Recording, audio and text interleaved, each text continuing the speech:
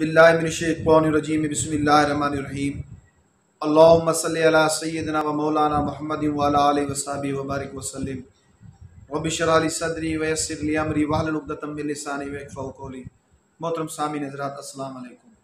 सामीन हज़रात, आज की वीडियो में हम आपको बताने जा रहे हैं हिबा और तबलीग में क्या फ़र्क है।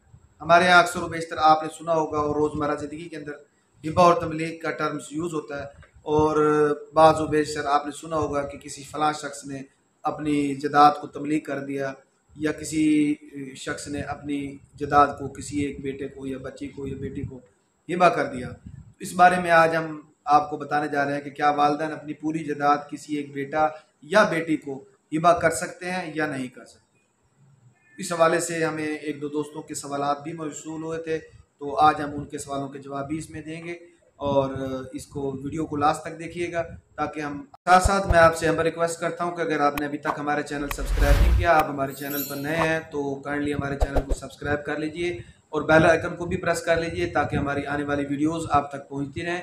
अगर आपको किसी सवाल के मुतल्लिक़ा, किसी वीडियो के मुतल्लिक़ा या किसी मखसूस सेक्शन के मुतल्लिक़ा आपको कोई मसाइल दरपेश हो तो आप हमें अपने मेरे व्हाट्सअप नंबर पर भी रब्ता कर सकते हैं, जो मैं लास्ट के वीडियो में आपको बता दूँगा। तो नाज़रीन, हम चलिए वीडियो की तरफ चलते हैं कि हिबा और गिफ्ट से मुराद क्या है। हिबा और गिफ्ट से मुराद आकिल बालिग मालिक शख्स का अपनी मनकूला या गैर मनकूला जदाद किसी को देना बगैर कोई रकम या कीमत वसूल किए। लेकिन हिबा देने की कुछ शराइत होती हैं उनको, मसलन हिबा देने वाला जो शख्स है वो आकिल बालिग होना चाहिए, और उसके अलावा ये प्रॉपर्टी ख़ास शख्स को हिबा गिफ्ट डिक्लेयर या पर्पस मकसद हो, या प्रॉपर्टी का माल देना चाहता हो वो दूसरा शख्स इस शख्स को हिबा को कबूल करके करे कि ठीक मैं ये गिफ्ट कबूल करता हूँ। नाज़रीन कराम, हिबा की एक अहम शर्त यह है कि आपको मौके पर प्रॉपर्टी का कब्जा देना भी ज़रूरी है। जिस शख्स को आपने हिबा की है उसको मौके पर आप जाकर प्रॉपर्टी का कब्जा देंगे, और हिबा भी रजिस्टर्ड होना ज़रूरी है। लेकिन इसमें कुछ शराइतें ऐसी हैं कि जैसे कि ट्रांसफ़र ऑफ प्रॉपर्टी एक्ट के 1882 के तहत अगर शोहर अपनी बीवी को हिबा करता है तो उसमें उसको कब्जा ना भी दे तब भी उसकी बात बन सकती है। और अगर उसने कोई हिबा बशर्ते के रजिस्टर्ड कराया हुआ है और या हिबा रजिस्टर तहरीरी सूरत में है। इसके अलावा अगर हम इस्लामी शरीयत के मुताबिक देखें तो ज़बानी कलामी भी आप किसी शख्स को, किसी अपने रिलेटिव को अपनी प्रॉपर्टी हिबा कर सकते हैं। अब इसमें एक सवाल आता है कि अगर एक दफ़ा हिबा कर दिया जाए तो क्या इसको ख़त्म किया जा सकता है। अगर उसने प्रॉपर्टी का कब्जा नहीं दिया था तो प्रॉपर्टी का जो गिफ्ट देने वाला है वो किसी भी वक्त ये रिवोक कर सकता है और उसको ख़त्म करते हुए, और अगर फ्रॉड या गलत जुबानी शामिल थी तब भी हिबा मनसूख हो सकता है।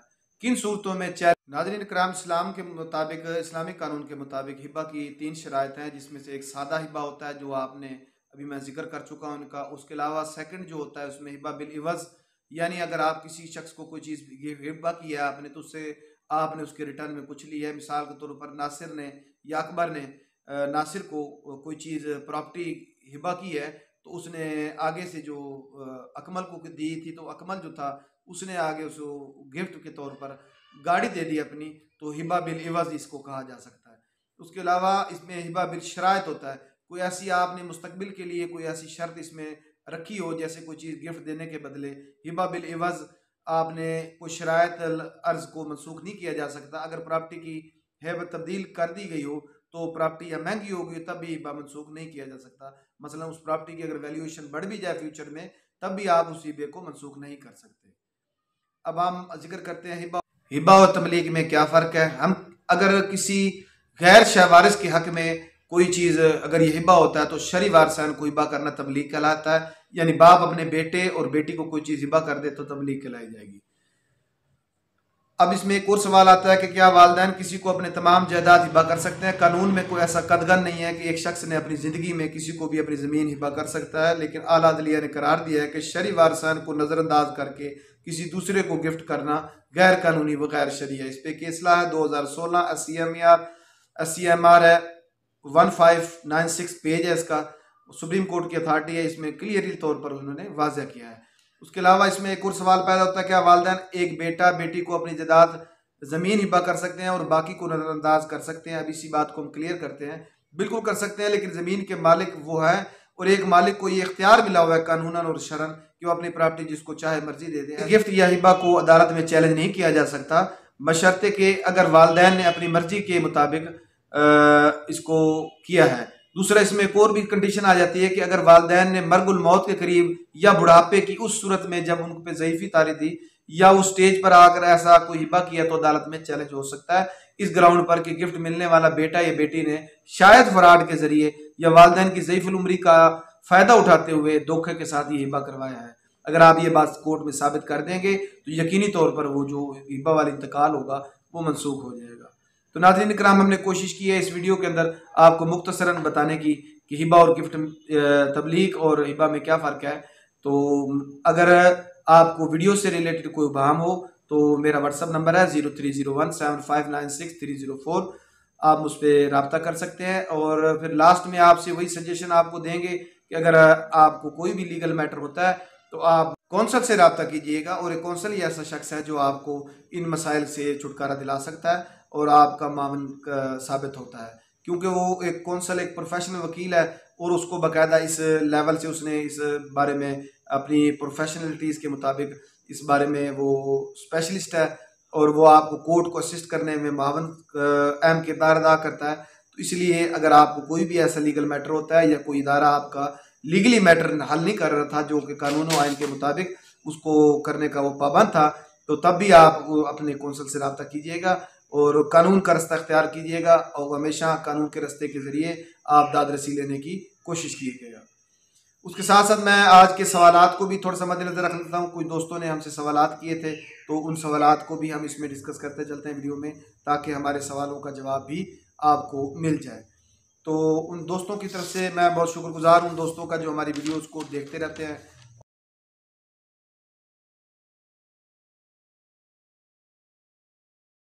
तो नाज़रीन कराम, हम चलते हैं सवाल की तरफ। तो हमें सलीम भाई ने, मैं कुछ दोस्तों के नाम इसमें लेना ज़रूर मुनासिब समझूंगा जो हमारी मुसलसल वीडियोज़ को देखते हैं और हमसे राब्ते में रहें।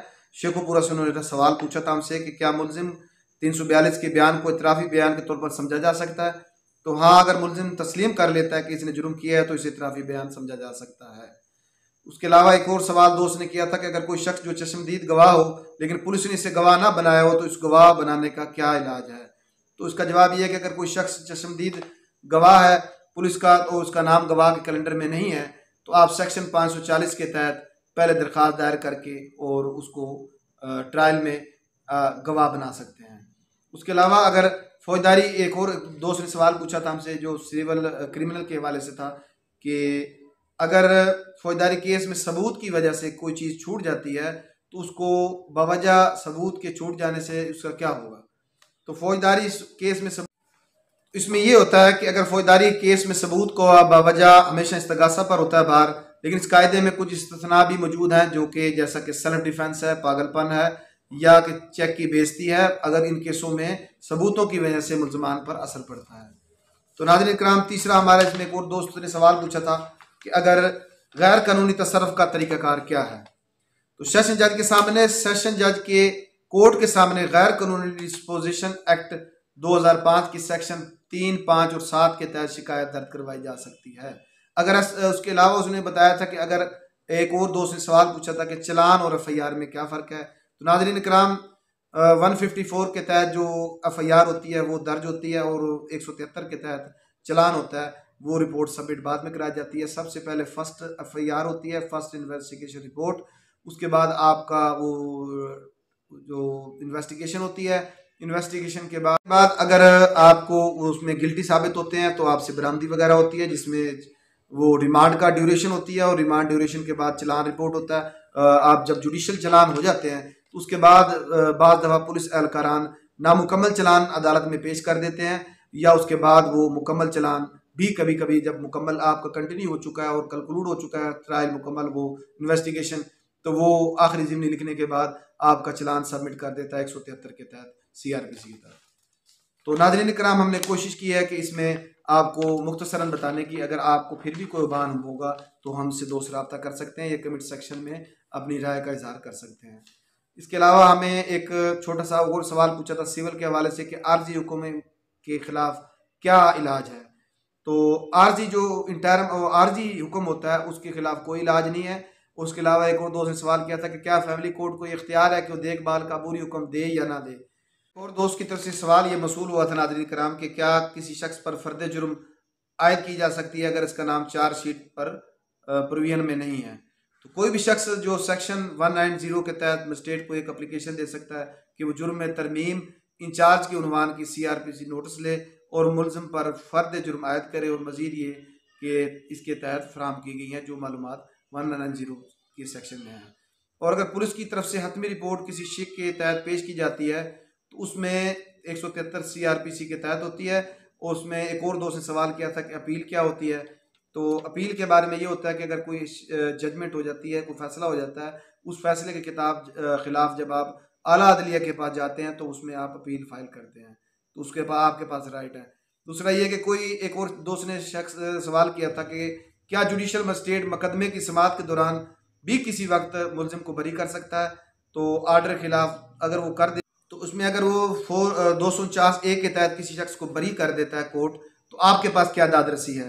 तो आप ट्रायल इल्तवा के दौरान इल्ज़ाम आयद होने से पहले या उसके बाद अगर वो बरी कर दे तो आप उसमें क्या रेमेडी रखते हैं। तो किसी शख्स को अगर मज़कूरा सेक्शन के मुताबिक 249A के तहत बरी कर दे तो इसमें आपको परेशान होने की ज़रूरत नहीं है, क्योंकि ऑनरेबल हाई कोर्ट में आप 417 के सेक्शन के तहत बरीयत के खिलाफ अपील कर सकते हैं, जिसकी कोई नज़रसानी नहीं हो सकती।